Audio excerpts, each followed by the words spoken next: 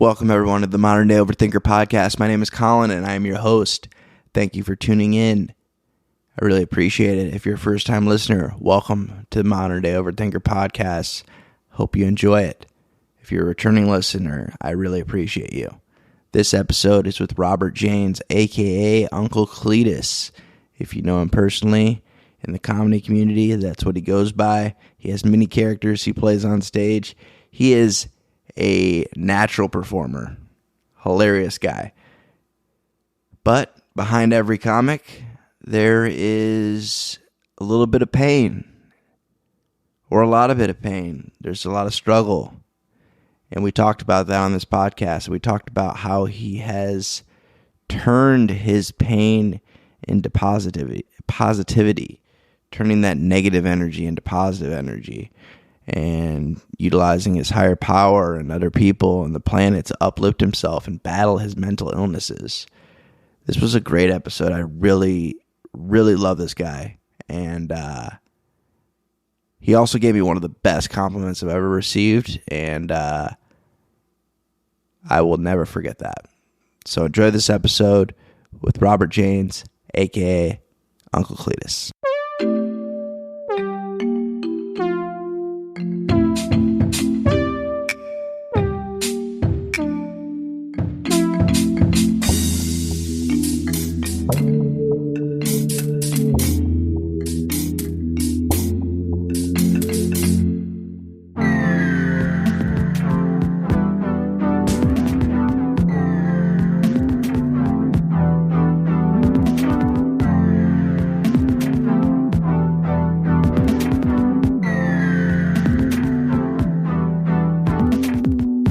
Uncle Cletus, he's on fire. I mean, work hard, play hard. Like I said, I do work in the community.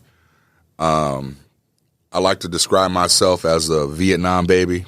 I was born in '69.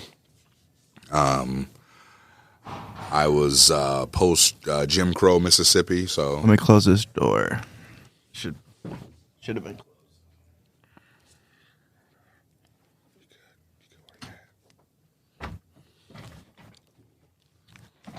Sorry about that. Oh, you're all good. You're all good. This is perfect. It might not seem cliche, but I dreamed about this moment, and so I'm really kind of stoked. I got a lot inside of me. I'm not gonna, get too foreign. I'm gonna try to keep it domestic. Okay. But I've seen a lot. I've seen a lot of things, especially in the '70s.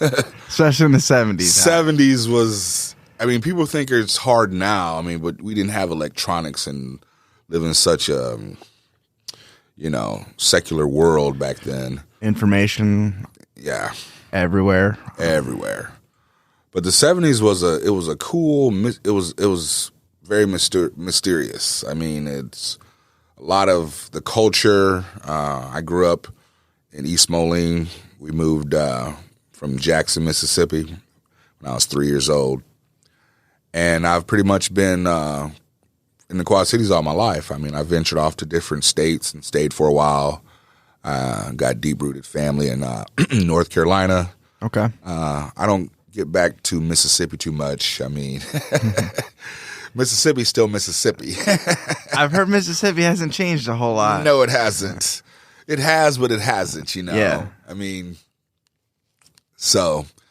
But, yeah, I'm local. I'm proud of it. I just, I use, I guess, I'm not even going to say use comedy as therapy, but that's how it all started. Yeah. It was a way to. You're not the first or last person to say that. Yeah, right. I'm just joining the club. Yep. So, but yeah, because you've been doing comedy for less than a year. Yeah, I was going to say, you started after I did, and I've only been doing it for 18 months. So. Right. So, yeah. But something I've always aspired to do. I mean, I remember reel to reels and, cassette to cassette trying to, make mixes and, overdubs. Mm-hmm. I mean, getting bitten by Cheech and Chong and Richard Pryor, George Carlin. Oh, yeah. Steve Martin. Oh, yeah. So That's just, I mean, Carol Burnett. I mean, I've heard the name. I don't know that one as well. If I saw the face, I'm better with faces. Yeah, she revolutionized. What would you say?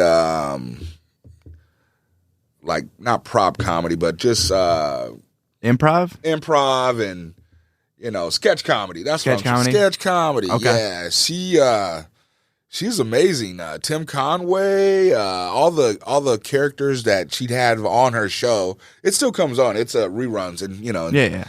But yeah, growing up in the 70s, it was like I could just remember the smell of pork chops and sweet peas and rice and biscuits, and it'd be 7:00 and she'd be on ABC, and she was amazing. So I put her up there with the Richard Pryors and all the great comics. I mean, Rodney Dangerfield. Oh, hey, you get no respect. You know, respect. He's the best.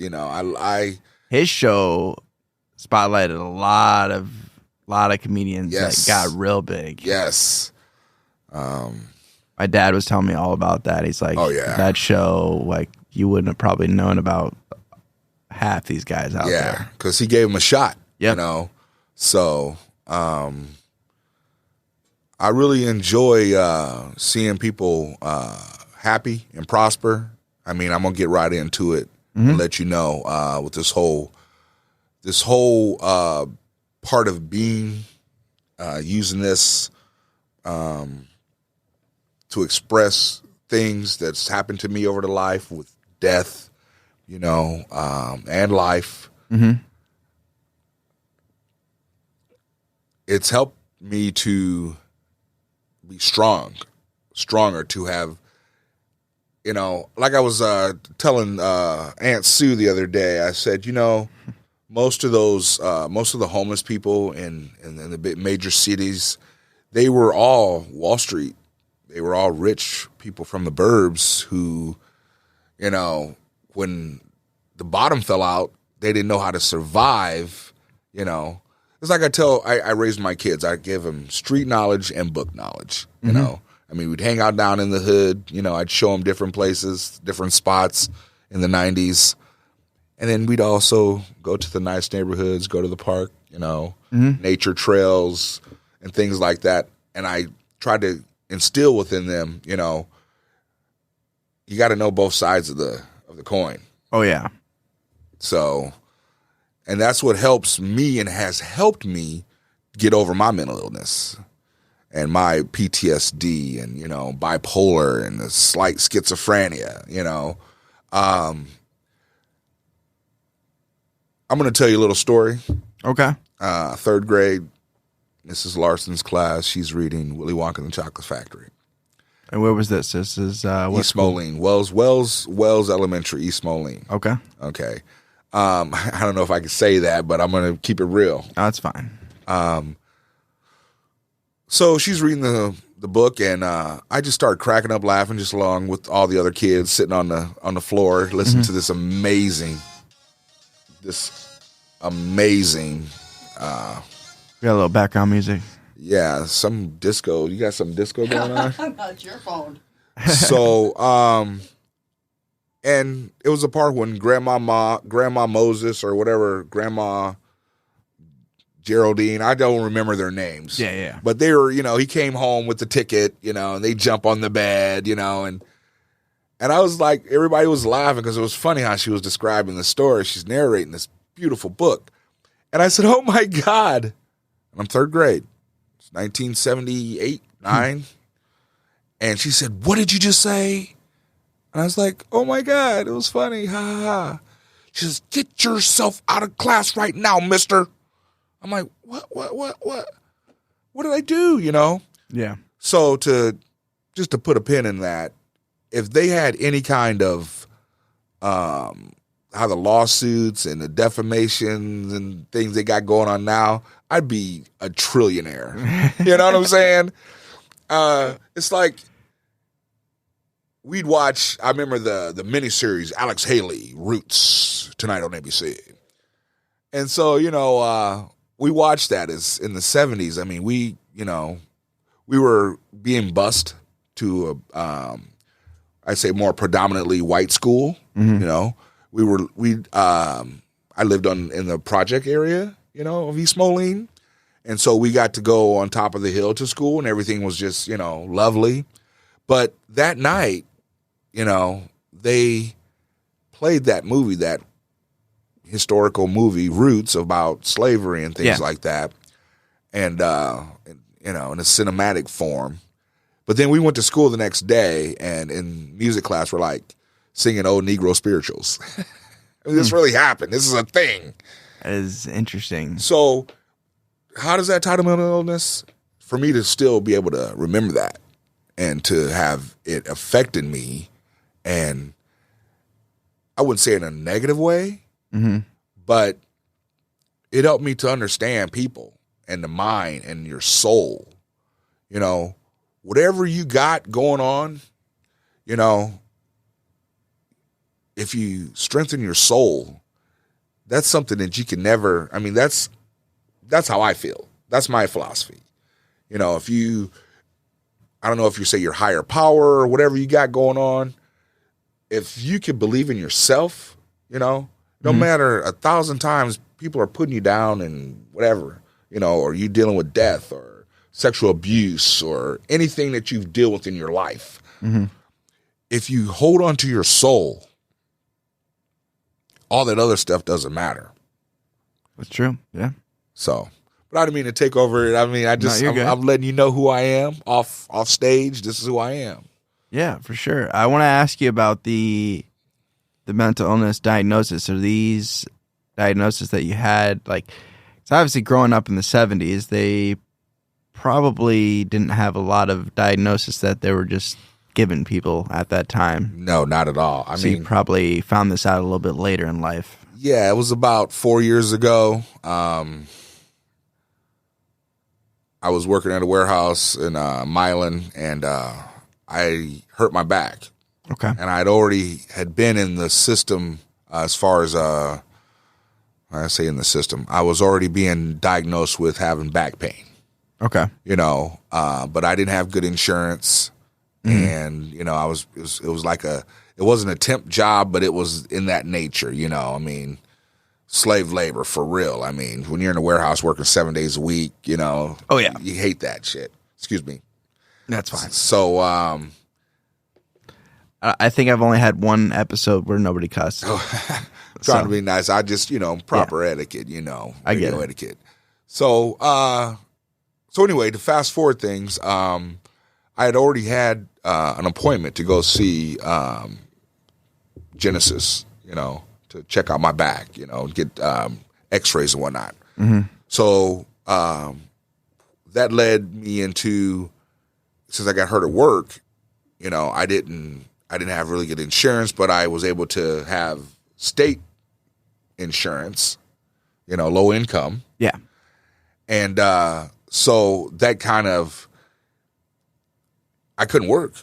I couldn't make no money. And there's no unemployment. There's no workman's comp because, you know, just the kind of faction that I was working at. So I said, I'm going to apply for disability. You know, I'm 50. You know I'm not 65 or whatever, but I don't feel good. My back's hurting. It's inflamed every day. So I went through the motion. I did everything I was supposed to do. I set up an account online. I started communicating with the government, Social Security, and they sent me to see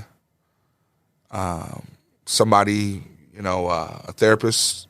And I already had, I want to backtrack a little bit, kind of been talking to someone. You know, when you have stuff my previous job, they had when you could talk to people with work, you know. Employee Assistance Program. EPA or something like that. EAP, yep. EAP, yeah. So I got off into that. And so, but the thing is, there was a record of that I had been going. So when the government asked me for all the paperwork, any kind of medical records, whatever, so I turned all into them. Okay. So we started having a relationship. They wanted me to go see their doctors. So when I went to see the state therapist. I sat down with her, and along with writing out, what I could and couldn't do, and how I felt about things. They're assessing everything. They were like, "Well, yeah, you're diagnosed. You're bipolar." I already knew that. The highs and the lows. You already knew, you're just never been diagnosed. Never been diagnosed. Yeah. So after I was diagnosed by this, the state licensed therapist, it's like, well, here's your check. You qualify.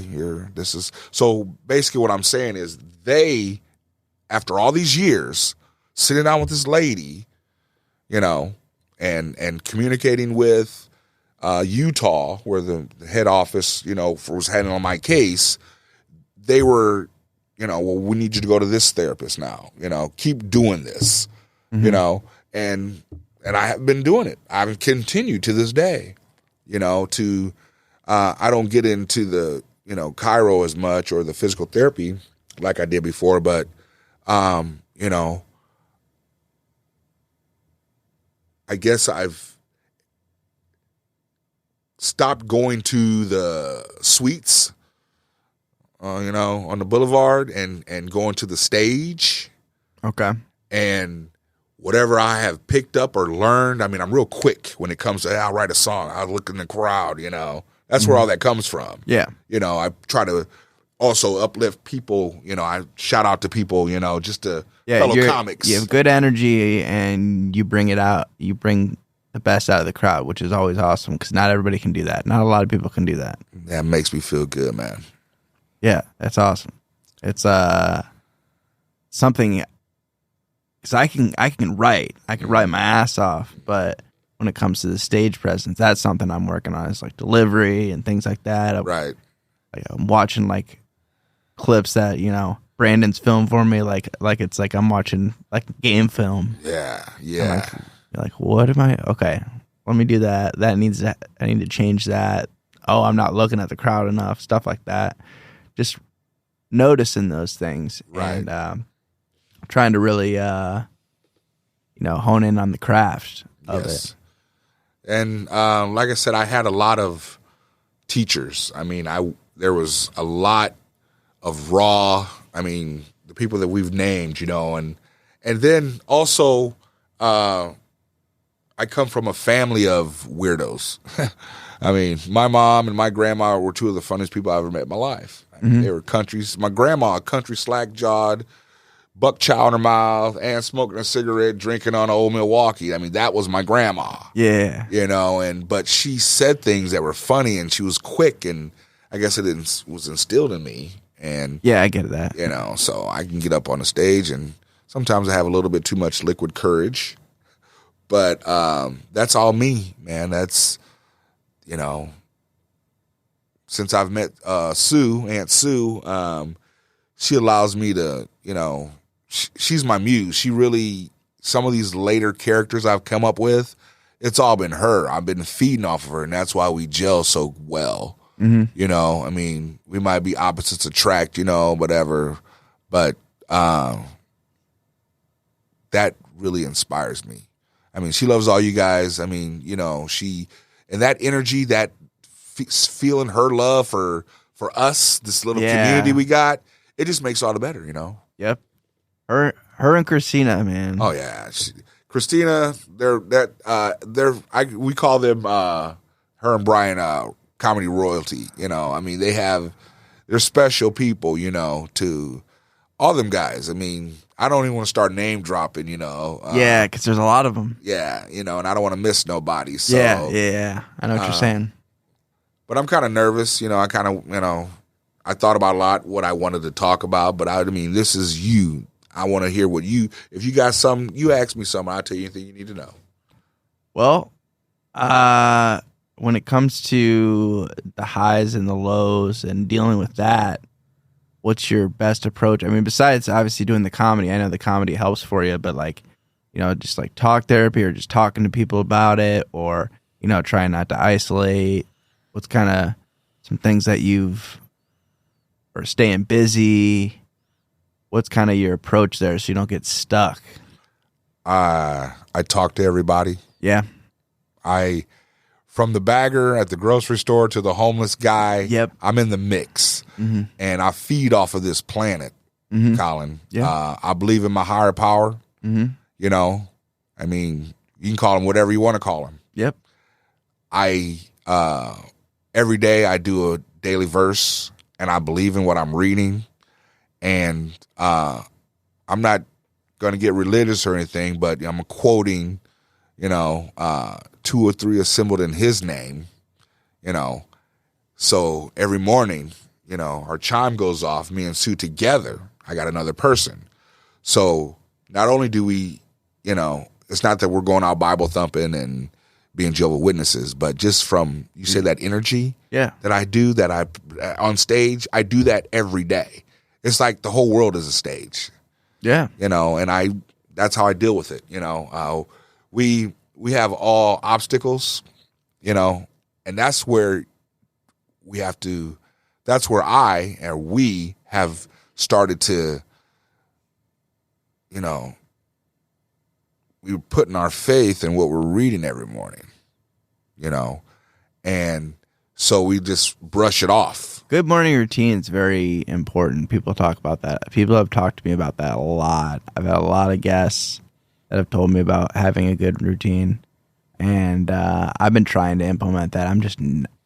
I wouldn't say I'm not a morning person.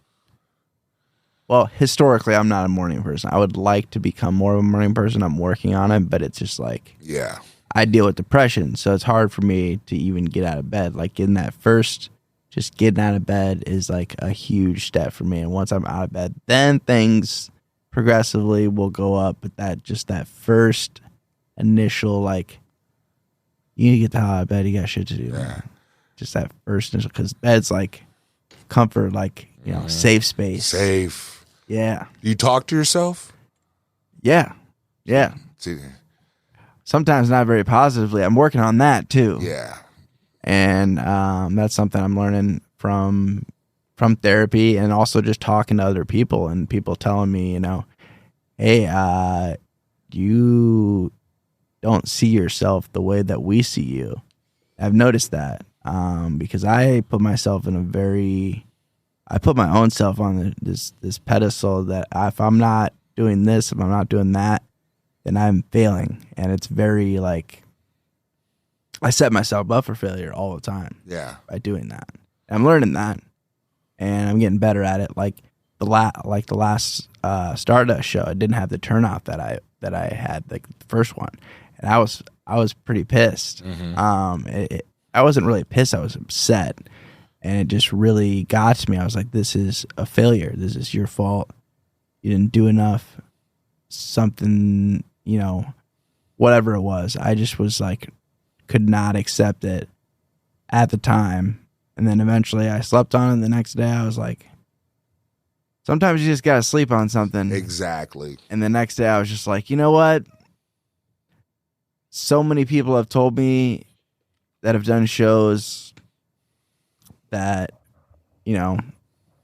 especially that second show, people have told me about like the second show, like not curse, but like just it can happen because you get a lot of hype from the first show, which I did. I had a great turnout, and then the second show, it wasn't bad. It wasn't a bad turnout by any means. That's what I had to look at. I was like, if you compare what I realistically wanted for the first show, that happened the second show. Right. So it's like win-win. Yeah. You got it.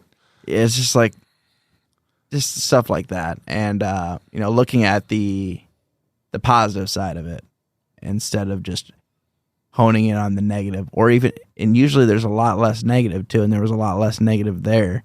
And I found myself doing that with everything. I do that with I psychoanalyze it, and I overthink everything. That's why the podcast is not everything. That's beautiful. That makes total sense now. I get it. Yeah. Thank you for enlightening. Yeah. That is why, because when I used to, I used to be on Twitter a lot more than I am now. I don't really like it as much as I used to. But when Twitter was first coming around, Twitter was pretty it's still raw, but it was a lot more raw back then, and people would just share that's just the deepest shit. Oh yeah, and whatever was going on, especially late night Twitter. It got really real, and I'd be up. This was back when I was drinking and stuff, and so I'd be up like saying all kinds of crazy shit, but not necessarily. More risque, just more risque, yeah. or stuff I wouldn't normally put out there. Yeah. And I remember I would just randomly tweet Modern Day Overthinker when I was like in really weird spots and rough spots, and when I was just like freaking out about something or just like couldn't get something on my head. And when it came time to, originally this was going to be just a blog. It wasn't even going to be a podcast because I like writing too. Right. But then I was like, the podcast thing seems like a better idea, and I could talk to people, and I like talking to people. I like getting to know people. I'm like, let's just do that instead, because blogs are, I've done blogging. I've done that in the past, and it's just not as rewarding for me. And this just seems like a much better format and something I can continuously do. And it's something that I can't really... everybody's got a story, man. Everybody's got a story to tell. Everybody's got something to say. Everybody's got struggles that they've had to go through, and I want to be able to share that with other people, because there's going to be at least one person that listens to this episode or any of my other episodes and just like, oh man, I totally get that. Right. So I have something relatable for people, and I try not to get hung up on statistics and like, this episode didn't get this many hits and that one did. I don't know. You get, always, this is what I say. If you, even with this comedy thing, if one person, just one person thinks what I said was funny. Yeah, it's a win. It's a win. I don't want to get too deep into, doing more stand-up. I want to be behind the scenes. I want to help motivate people, That's be a hype man. The hype man. Yeah, there you go. That's me. I got a question for you. Do you love yourself? I do. I'm at the point where I finally am at that point where I can say that I love myself. Every day, I don't know about every day though. Yeah, see, that's the key, man. You fall in love with yourself, man. I'm not trying to say this is what works for me. Not being cocky or overconfident, but I love Robert Terrell Jaynes. I mean, I really love me, And I always tell people, I've come into contact with other people who say they loved me, but they didn't love their self. How does that work? Oh, I've gotten into that situation. Yeah. So, but that's what I'm all about, man. I just want to, when I first came in, I was a little erratic, and I should have said things I shouldn't have said, being on the air and all that, doing the podcast. But the bottom line is, when I say I love somebody, I really genuinely feel them. And I try to pass that along, like we were saying with these scriptures that we read every morning. It actually works. I mean, I know a lot of people are, I want to say atheists or antichrist or whatever you want to call it. Yeah. I believe in something, and I put my trust into him, and I've asked him for things, and he's delivered. Yeah. I mean, I got into a real bad, I was in a bad situation with my daughter and her old man, and it was terrible, police and mace and all that, domestic, and it hurt me real bad. My granddaughter was like 3 years old, 2.5, 3 years old, and we were estranged, she wasn't coming or calling, and, we were just, it was about her old man, but that's her man, so she took his side. You know what I'm saying? So that hurt me real bad. Those are rough situations. That's really rough. But I prayed about it, man. I said, please let this work. Yeah. I mean, I don't care what nobody says, and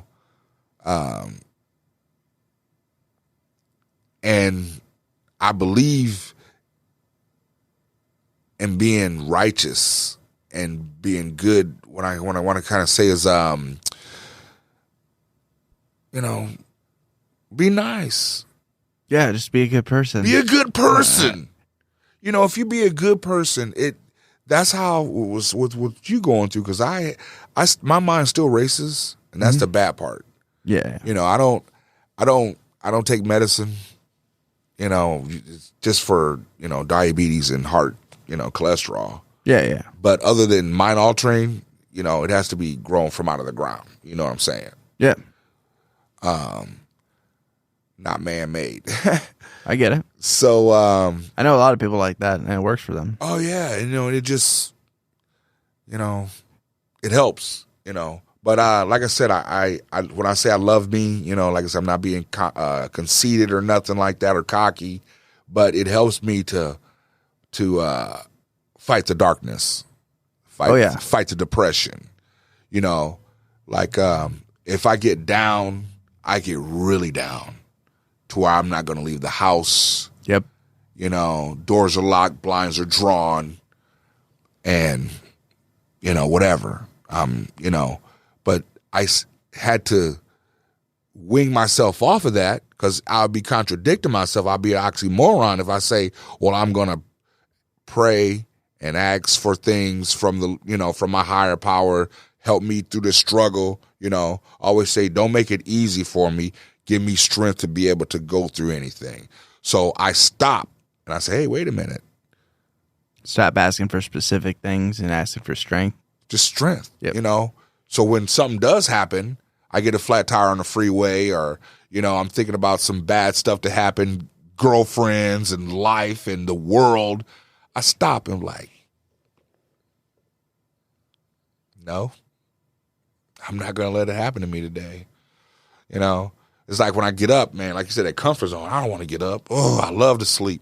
Yeah. But I talk to myself as soon as I get up. Especially with this weather, man. Oh, man, you just want to lay back. Yeah. You still got the window open, So, but that's it, man. I mean,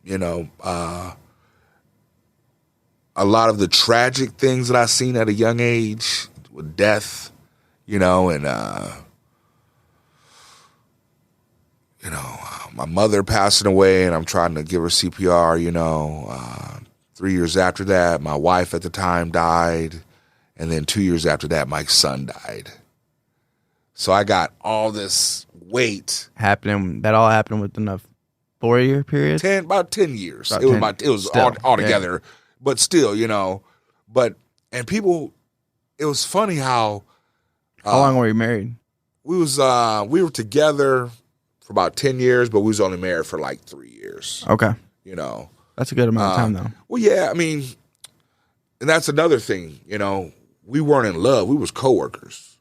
We had a kid and decided, well, let's try to play family. Oh, gotcha. You know what I'm saying? So it was a mess altogether. And she had a really huge family. I mean, huge. But I stuck by her through, heart transplants and, I was there for her, and we. You played the role. Yeah. But at the end, we weren't together. You know what I'm saying? We just weren't fit. I was burnt out. That's the thing. People don't understand you can get burnt out. I mean, my strength was there. At the time I wasn't on my spirituality like I should have been, but a lot got drained out of me. Yeah. And I could just remember people trying to make you cry. Let it out. Let it out. Oh, yeah. I'm not ready to let it out at that time. Yeah. There was a moment when I thought about it, but I guess I've built up a resistance over the years to not, like when I was 11 years old and my great auntie was in the hospital and we were all around her. She was old, but she was, still had life in her. She just it was her time. Yeah.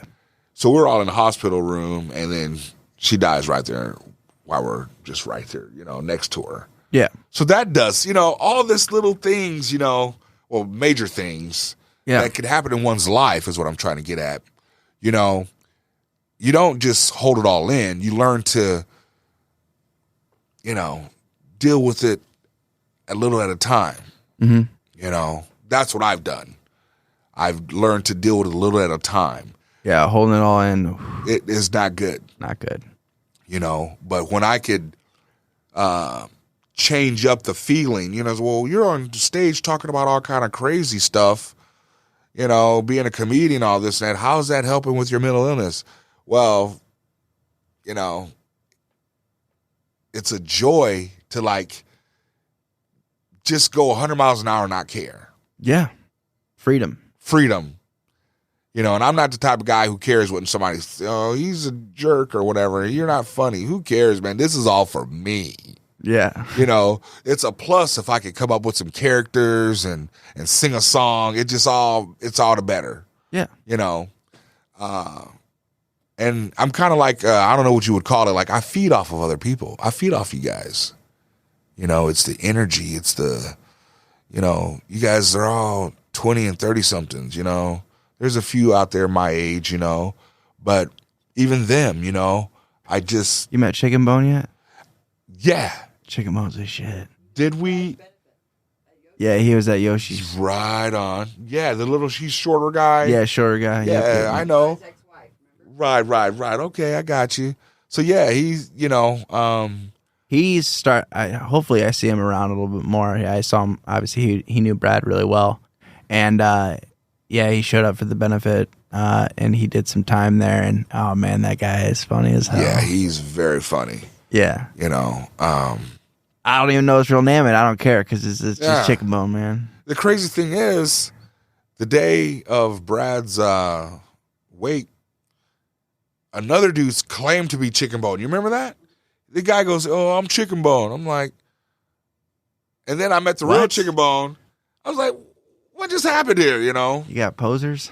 Yeah, I don't know if he was drunk, you know, or what, but it was just weird because I actually met the guy. Stevie Mo was drunk. No, yeah, Stevie Mo. Yeah. Oh, and I do notice that, you know, you're talking about the attendance at the last show. Everybody's starting to have their own stuff, man. I get that. I mean, this little town, this little area, the Midwest, everybody's popping up with clubs, you know, having their own. Like when I seen you at the Stardust, I'm like, man, would you look at Colin? What? You know, and then I know other people do have their own venues. Bootleg does their thing, Broken Saddles and the Yoshis. Everybody's getting their little, you know, whatever, you know, and then venturing out of town to the Buttes and the Cedar Rapids and Bloomington, whatever, you know. Yeah, and Austin's doing stuff in his hometown. And right, you know, so everybody's kind of doing stuff, you know, and I think that's great. And, you know. Yeah, I like I have a lot of respect for the dudes out there like that are really just hustling. Oh, yeah. They be hustling, too. Yeah. Going everywhere. I can't hang, man. I mean, I don't know. We do plan on making some trips, heading out Des Moines and a couple places. We're going to, like, spend a whole week. Like, yeah. Take a whole week off. And I guess Des Moines, you could do hit a spot every night. Oh, yeah. Des Moines. Chicago, you can hit 2 spots a night. Oh, man. I was in Chicago. Hey. Yeah, Chicago's crazy. I found an Instagram, and they have like they have an updated spreadsheet of all the open mics. Oh, wow. So, yeah, if you ever go to Chicago, let me know, man. My brother lives there, so I've been trying to get some time off to do that. But, yeah, you can literally pop in and do like a mic here and then go down the street and do another mic. It's crazy. Yeah. New York's like that too, but New York's like comedy capital. Yeah. You know, I'll stay home. I won't think. I mean, if something happened and when I did something that would click and somebody would like, oh man, you know, let just keep doing that, you know, and time and work, you know, we can go back to how, you know, how I got diagnosed, you know, being with the state, you know, that finally ended, you know, and I started back working again, you know, but that's how I was diagnosed by, I had episodes when I was younger, you know, I mean, I went to Vegas. I lived in Vegas for a while. And when I came back, I had to decompress. You know, I was just so hyped from being out there. And different down there, different energy. Yeah, and I tried to kill myself. I mean, I took some pills. I drank some stuff. And I broke my mom's heart. I mean, she rushed me to the hospital. You know, they went through the whole thing. And, you know, but even then, you know, I mean, I think I stayed overnight, you know. I mean, it was an episode there as well at the hospital. Yeah. You know, and how long ago was this? This had to be, 20-some years. Okay. Because my son is, he passed away when he was 21, and it's been 2 years. So, like, maybe 23 years, 24 years ago. So you have a son and a daughter? My son passed away. Yeah. And my daughter lives in North Carolina. She has two grandkids, and then my son had a daughter here, you know, who survived him, you know. So a lot of stuff went through my head, you know. Mm-hmm. I think a lot of people I've heard that go to a big city and then come back home, they feel weird, you know. They need a time to, you know. Because I know when I was a kid, I'd always go to Chicago for the summer, you know, to the big city and hang out with my cousins and listen to house music on the roof and drink Cavassiers and just be a fool, you know, young. I'm a kid. So get a fresh haircut, you know, go to the swap meets, get some fly clothes. Oh, yeah. And come back to the Quad Cities. And I was the biggest, baddest ass around in the neighborhood, you know. Oh, yeah, yeah. So, but, you know, that passes, you know. But I want to thank my Creator for allowing me to have a memory. Having a memory, it's a blessing and a curse. But Colin, I tell you, there's little things that I captured over my 53 years that helps me to get out of bed every morning, to go that extra mile, to play hurt. You know, when you know you're hurting, but you're still going to put on that face, you know.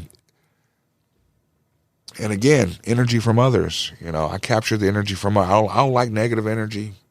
I don't like that. It breaks you down. You know, I believe that there's, and I'm going to get a little deep and I'm going to leave it alone for a minute. Oh, we can get deep. We can get deep. I believe there's agents of good and evil on this planet. Mm-hmm. Okay? And they're at work every day. They punch in every day. You know, it takes me back to an old Looney Tunes film that used to come on in the mornings where the coyote and the hound dog or the sheepdog would punch a clock every morning. And he'd go down and try to get the sheep and the dog would whoop his ass. And then at the end of the day, he'd punch the card and the dog would punch, "See you tomorrow, Ralph. See you tomorrow." You know, I believe that you know, I'm making it plain, but there is spirits out here in this world that are trying to, you know, to destroy us, to destroy the good people, you know, or people in general, you know. And I've tapped into that. I mean, I see things with these algorithms, you know, all the negative things that are, you know, pulling us into the secular society to where when we need to get out of bed or need to go that extra mile, or is this show going to go good, or, you know, there's little things, little agents in there trying to mess up your day, try to knock you off your block. You know, that's how I feel. That's how I've been able to deal with my mental illness. You know, I'm still that quirky guy, you know, but I'm going to use that quirkiness. Like I tell Mr. Brian Farrell, you know, when I first started watching him do comedy, and he'd have he'd be flipping and having, you know, nervousness. Yeah. I said, that's all part of it. You know, I wish I had that. If I could use and I just, you know, worked it up a little bit, but to have that nervousness, that's comedy too. That's therapy, you know? Yep. I believe 80% of the people who got into comedy is for therapy reasons, not to be stars. Yeah, I'm not in it to be, no. You know? I mean, if it works out, me getting paid, hey, that's cool. That's cool. That's cool. But Nah, I do it to get, and it's something that you can continuously get better at. Oh yeah, and I've seen you get better over the times, and and me and Sue talk about. I try to introduce her to everybody at the little shows and whatever, get her to know people, because that's me. That's who I am. I try to, spread that love, and through all that, we get to talking sometime about clicks. We get to talking about clicks and everything, and not to, I'm not trying to, just because I'm on the modern day overthinker, I'm gonna tell you like it is, man. You one of them cats that, how I was putting it the other night, oh man, I was shouting out all you guys' names, but I was saying Renaissance. You're a Renaissance guy. Even though you've been in the game as short as you have, there's a presence about you that I'm letting you know about. That you're a Renaissance guy, man. There's not too many of you guys that we've met, but when we see you perform, we just see you in public, and we need other people like this around us. I'm not saying yes men or yes women or somebody to boost our egos every day. Yeah. But we need to be around individuals that's going to lift us up. Yeah. You know what I'm saying? So, we shouted straight Jack, Jack, Jack, Jack. That's just something, I hope it don't offend you. No. But that's uplifting you, man. That's us. I'm passing my energy on to you and hoping I get it back. That's how I deal with depression. That's how I deal with thinking about, losing my family members or, just the world in general. Government and the conspiracies and asteroids flying towards Earth and nobody even really concerned about it, World War III. World War III and all this craziness, it's all Hollywood to me. I look at it as Hollywood. We keep up on the news and we try to stay, with everything. But at the end of the day, it affects us. But what are we going to do about it? You know? We can continue to live, and keep going, I mean, I don't know. I want to ask you, because you should not get offended by this, but you have been my oldest guest, so I have to ask about, what have you seen change the most out of the span of your life as far as like with society in the 53 years that you've been here? Technology. It's just been insane. It's a gift and a curse. I mean, yeah. I just seen how that has, it's revolutionized the world and everything like that, but it is our biggest downfall.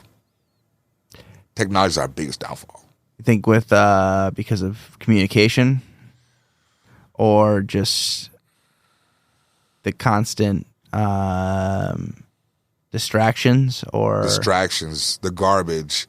I was trying to write something to say on your show here, but it's coming down to it. That's what it is. It's the garbage, man. It's each year there's more and more distractions. Mm-hmm. It's the distractions, If we weren't living in such a secular world with so much technology and all that, we would be able to counter the darkness.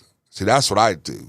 I don't let that, seep into you, because every day, everything is all negative driven. I mean, I love sports. I love them to death. But even the act of competition is causing the society is weak-minded, weak souls. We've advanced.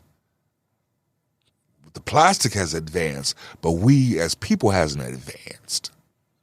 Like I was just talking to Aunt Sue the other day about, I want to do the animals advance. Obviously now you just hit a deer, boom, they just running out in the street. But have mankind advanced just because we can make a tiny phone out of a piece of dirt? But we're not keeping up, whatever that wheel is rolling, we're still going like this. You know, anytime you got something distracting you when you're walking down the street or where you're driving and you're looking at your phone and you're trying to read something and you totally get taken off of reality. So I guess that's the word I like to use, secular world. You know, the 53 years, the oldest guess, what I've seen, technology is nasty. I want to live out in the country, in the farm with no electronics so bad, you know. Go out to Montana or something. Yeah. Well, I wouldn't go to Montana, but I probably, you know, I don't know. The West, everybody's, look, I'm telling you this. You'll repeat this later on. In about 10, 20 years from now, the Midwest, especially the Quad Cities, is going to be flooded with people. Yeah. Think so? I mean, it's been doing. Oh, yeah. It's been doing well. I mean, as far as growth. But the thing is, why do you think that? Just because everybody's leaving disasters for one. California's on fire. California's on fire. Florida's flooding. The East Coast is getting all kind of craziness from hurricane, this one and that one, you know. Mm-hmm. So, and people are just drawn into the middle. You know, that's what you're going to have to do if you believe Hollywood and all these geostorm movies that are coming out. And because my great grandmother said it a long time ago, she says, "Art imitates life, life imitates art." I didn't get it back then. Yeah, but I get it now. Everything visually we're seeing on, you know, these major movies and everything, you know, it seemed like they're, you know, coming like Law and Order. We're coming from the headlines, you know. This is just a lot of garbage, man. And with the people, with the environment the way it is,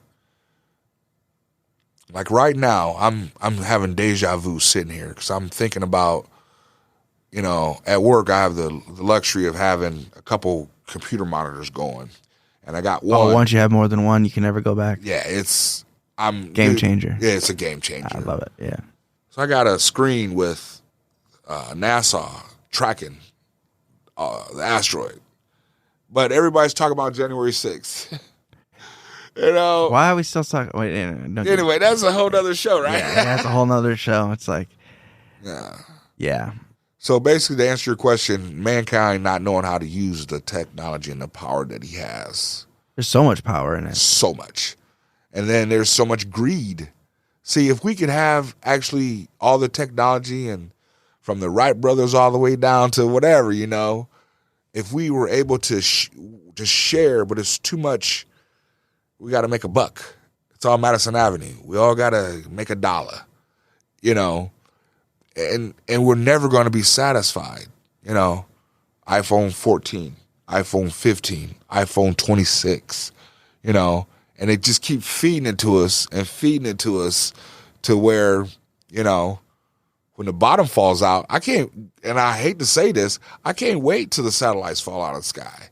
I can't wait because I'm ready. Mm-hmm. We're ready. We're getting prepared. I don't want to say doomsday prepper, but I don't know. It goes back to my mental illness, you know. I mean, part of being a little bit schizophrenic and you're a little paranoid. You get a little paranoid and a little PTSD kind of, you know, I learned to work with my highs and lows, you know. And like I said, you know, when I'm about, like a guy flipped us off yesterday. We're driving and we're in the slow lane. We're behind the big truck. We're doing 65. We're just cruising along. Interstate. We were on Highway 30 going to Clinton, you know. Okay. And after work, you know, it's about 5:30. So there's a nice little gap between the semi truck and us. And like I said, we're in the slow lane. This guy just comes out of nowhere, jumps in front of us, okay, and then jumps back in the other fast lane, flips us off, and takes off, you know. Now, mind you, I say I'm a real guy, but I was like, and I was about to, I said, man, I'm going to follow this. This is what's going on in my head. This is the mental illness. This is going on in my head. The guy on this side and the guy on this side, yeah, he's telling me, follow that prick. Yeah. See where, and confrontate. Yeah. But then over here, because I've been strengthening and strategically trying to go through this fucking world, excuse me, I said, nah, man, let it go. That dude's having a bad day. Yep. That's what I've been tapping into a lot lately. Tap into that right there. I said, he's late for work. Yeah. I give him, I lose to win. I lose to win. I do it every day. Now I will tell you about yourself. I had to tell a couple people today, I'll be good to you. But, 6 feet. Just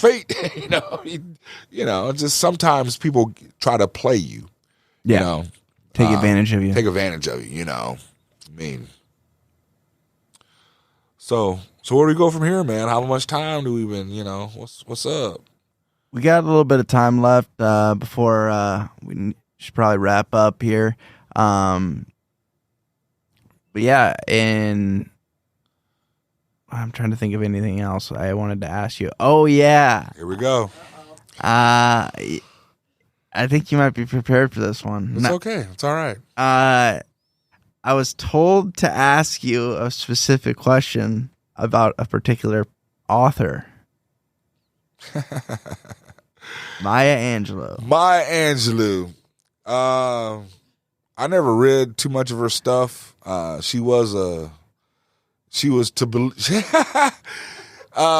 Angelou, her crew came to town and they were eating dinner at a buffet.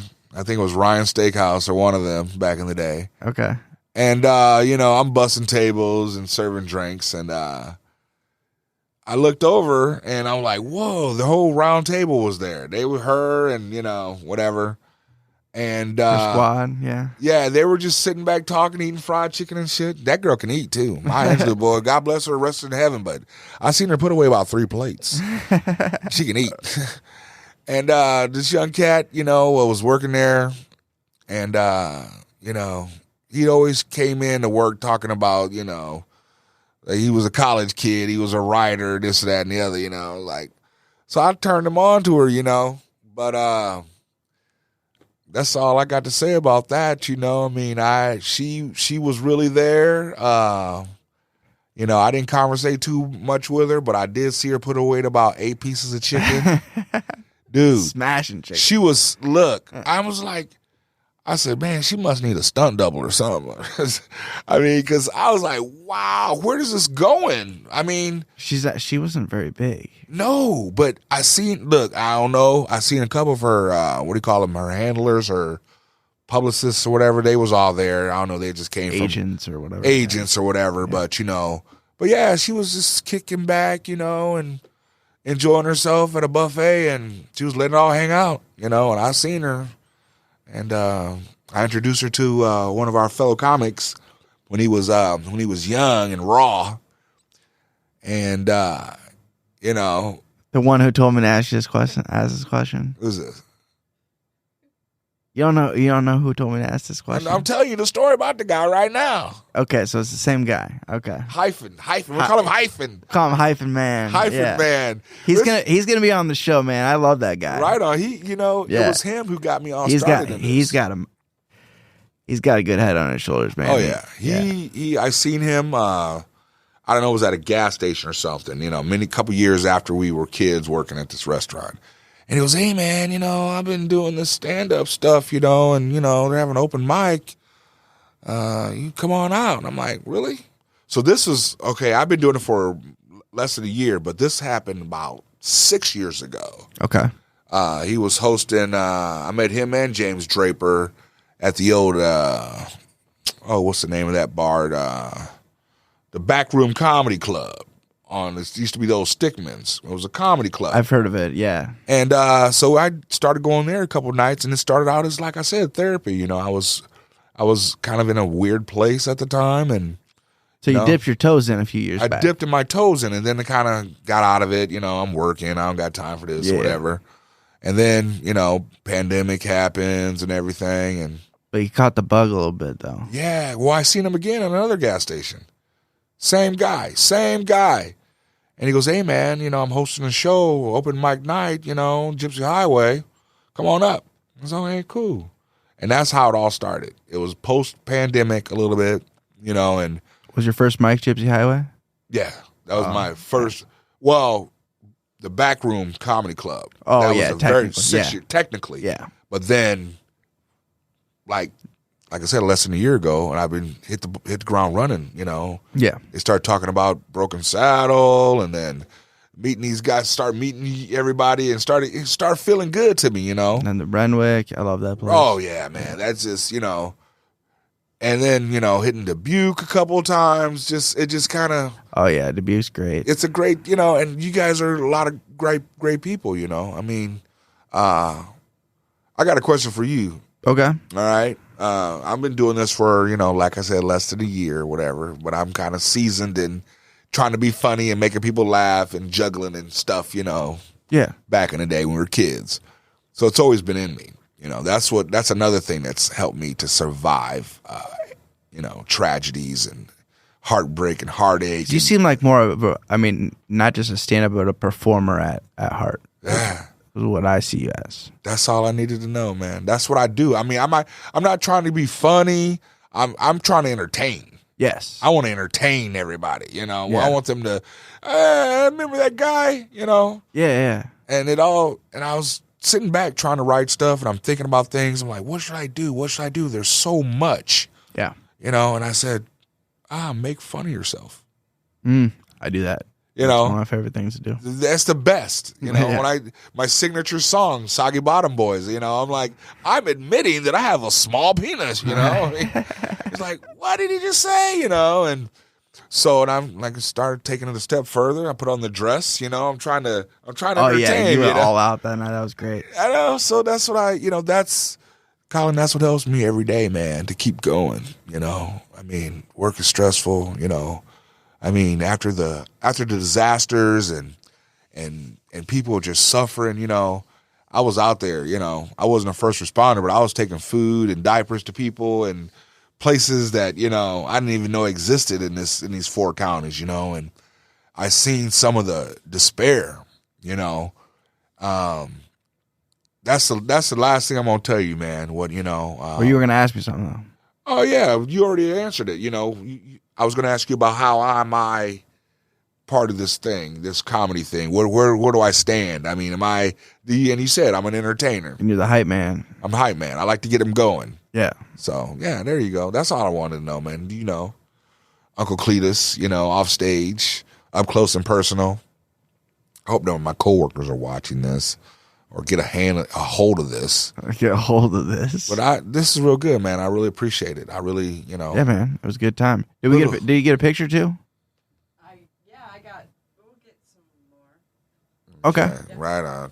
Well, yeah, that's cool, man. Like I said, I was a little erratic. I do apologize. I wish it was more structured, but No, that's not a podcast if it's structured, man. Okay, right on. That's how I don't like to do anything scripted. I just have a conversation, man. well, for sure, not like script, but more stay on the line of the Yeah. mental illness and the overthinking things. I'm just talking about life, man. And Right. life is stressful. That's cool. Yeah, it is. And like I said, I'm gonna give it all I got. I'm gonna I'm gonna give it all I got. We worked hard today, both of us. You probably worked today too, didn't you? Oh yeah. Well, we're gonna go party tonight. We probably stay. We live out in Clinton County, so we got that little drive. But I think we're gonna stay in town tonight. Maybe get some food, and we like to. I don't think there's any shows tonight, unfortunately. Yeah. There's been like Next week there is. Next Wednesdays weekend. and Thursdays be killing me. I was like, if I lived in town, I'd go and support more, or perform or whatever, Yeah. But driving, sucks. Do you work in Davenport? Yeah, I work in Davenport and we live in Clinton County, Clinton County. out in the sticks. Out in sticks. Yeah, it's a whole nother world. I mean, for me, living in the metropolitan Quad Cities, so. But I think you're doing an awesome job, man. I mean, once I couldn't make it to the first show at the Stardust, but we was definitely going to be at the second one and the third one, and Yeah, and I'm going to take a little break only for a couple reasons. For just to build the hype back up a little bit. Right. And also just because the holidays and my work schedule and, Right. you know, also I want to be able to learn. I just want to do mics and I just want to be on other people's shows. I was like, it's stressful, man. Hosting your own show, man. Yeah. Like, I need to take a break. It's all good, you know. I mean, you know, Uncle Cletus is always available to, you know, do some things and support you in any aspect, any, you know, way you need me to introduce some people, you know. I mean, you know, whatever, you know. I'm trying to get on. Yeah, if you'll be there, we can make something happen, man. Don't worry about that. Yeah, you know, it's like I said, you know, these doing this entertainment, this comedy thing, you know. I don't want to be famous, but I just want to at the end of the day make somebody laugh, you know, make somebody think, you know, enlighten somebody's day, you know. That's what it's all about. So that's what's helping me with not crying in the corner and drinking and doing some drugs, some partying like a rock star, you know. That I have to say that saved me, you know. Being able to just feel something, you know. I'm, like I said, I look in the mirror, man, in the morning.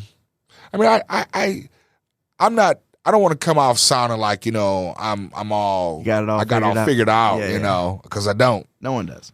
So, but I put on a good effort. Yeah. You know. That's what it's about. So, moving forward. You know, moving forward, that's what it's all about, you know. I've had a lot of friends tell me, you know, if you're not moving forward, you're moving backwards. Right.